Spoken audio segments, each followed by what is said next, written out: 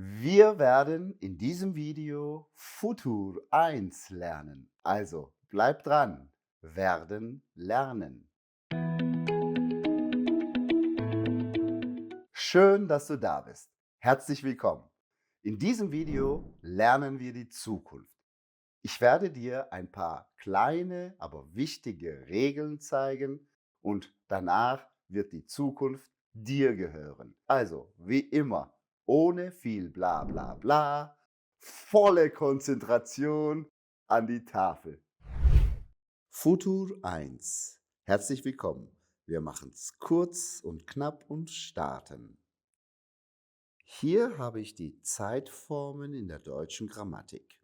Wir haben insgesamt 6 Zeitformen und in diesem Video lernen wir Futur 1. Präsens haben wir auch schon mal gelernt. Den Link findest du hier, falls du es nochmal wiederholen möchtest. Aber wie gesagt, in diesem Video lernen wir Futur 1 kennen. Gut, wie bilde ich den Futur 1? Beginnen wir mit unserer Formel, also Satzstruktur für Futur 1 und starten wir auch mit der ersten Position. Also da sitzt mein PP, also Personalpronomen, Position 1. Position 2, ganz wichtig, hier ist mein Hilfsverb werden, nicht vergessen. Dann habe ich Zeit, Ort, Objekt und am Ende sitzt mein Infinitiv, ganz wichtig. Und du siehst auch hier, dass ich Futur 1 mit Hilfsverb werden und Infinitiv zusammenbilden muss. Ganz wichtig und nicht vergessen.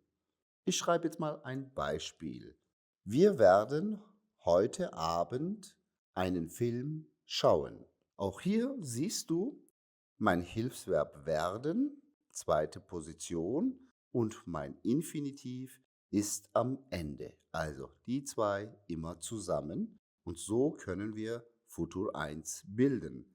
Das ist auch alles, was wir zu Futur 1 wissen müssen, grammatisch.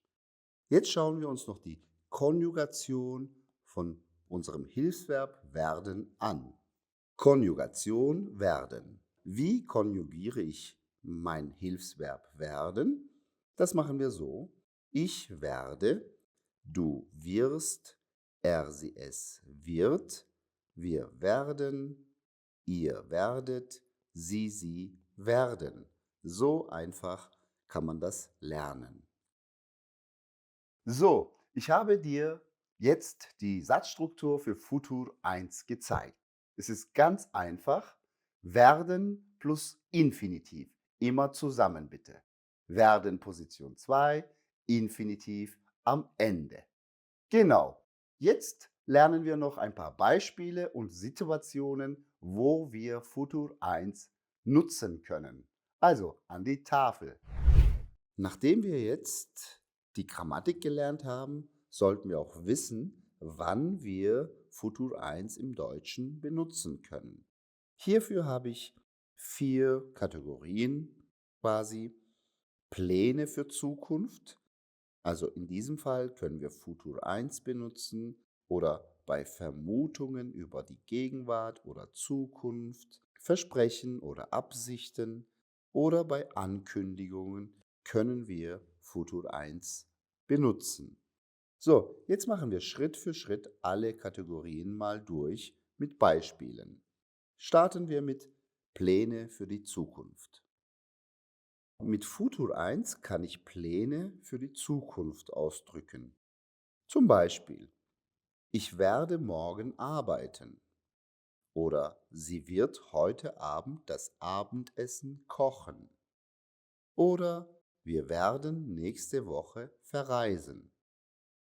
Du siehst hier, dass die zweite Position immer mein Hilfsverb werden ist und am Ende sitzt immer mein Infinitiv.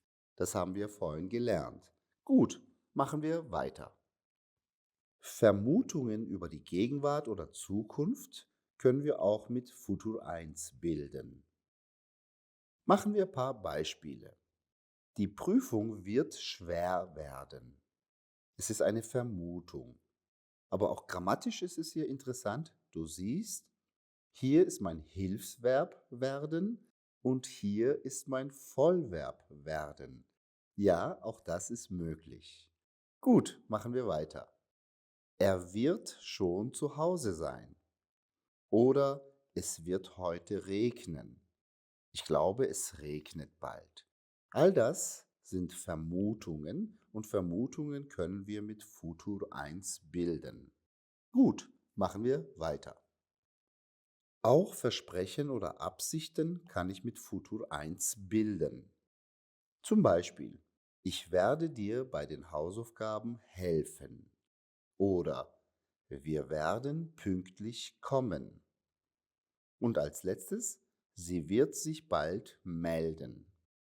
All das sind dann Versprechen oder Absichten und das kann man dann auch mit Futur 1 bilden.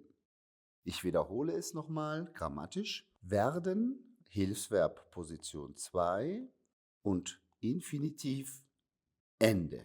Genau. Nicht vergessen, so einfach ist Futur 1.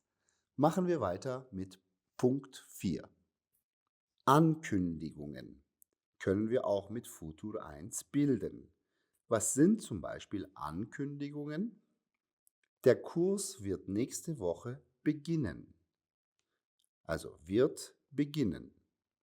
Oder der Unterricht wird morgen ausfallen. Oder unser Team wird bald ein neues Projekt starten. All diese Beispiele sind Ankündigungen und Ankündigungen können wir mit Futur 1 bilden. So kinderleicht ist Futur 1. Kommen wir zu den Hausaufgaben. Hier kannst du wie immer einen Stopp machen und ordne die Wörter und schreibe die Sätze in Futur 1. So, das war's auch mit Futur 1. Die Zukunft gehört dir. Denn mit dieser Struktur kannst du über die Zukunft sprechen, über deine Vermutungen und Absichten sprechen. Genau. Versuche Futur 1 in deinen Dialogen mit einzubauen.